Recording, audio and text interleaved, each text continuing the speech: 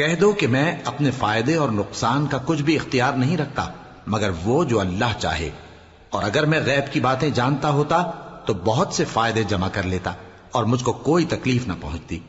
میں تو مومنوں کو ڈر اور خوشخبری سنانے والا ہوں۔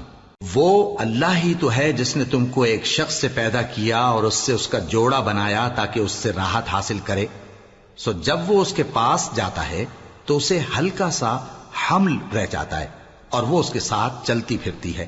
پھر جب وہ بوجھ محسوس کرتی ہے یعنی بچہ پیٹ میں بڑا ہوتا ہے تو دونوں میاں بیوی اپنے پروردگار اللہ سے التجا کرتے ہیں کہ اگر تو ہمیں صحیح و سالم بچہ دے گا تو ہم تیرے شکر گزار ہوں گے۔ پھر جب وہ ان کو صحیح و سالم بچہ دیتا ہے تو اس بچے میں جو وہ ان کو دیتا ہے اس کا شریک مقرر کرتے ہیں، سو جو شرک وہ کرتے ہیں اللہ کا رتبہ اس سے بلند ہے۔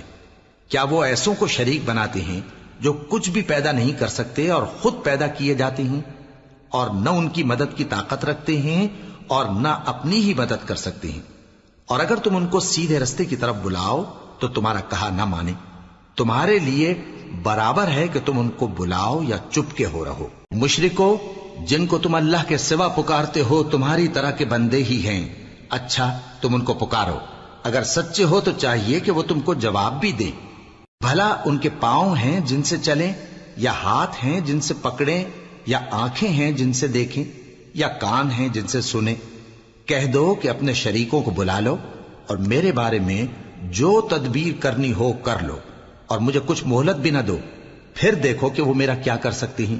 میرا مددگار تو اللہ ہی ہے جس نے کتاب برحق نازل کی اور وہ نیک لوگوں کو دوست رکھتا ہے۔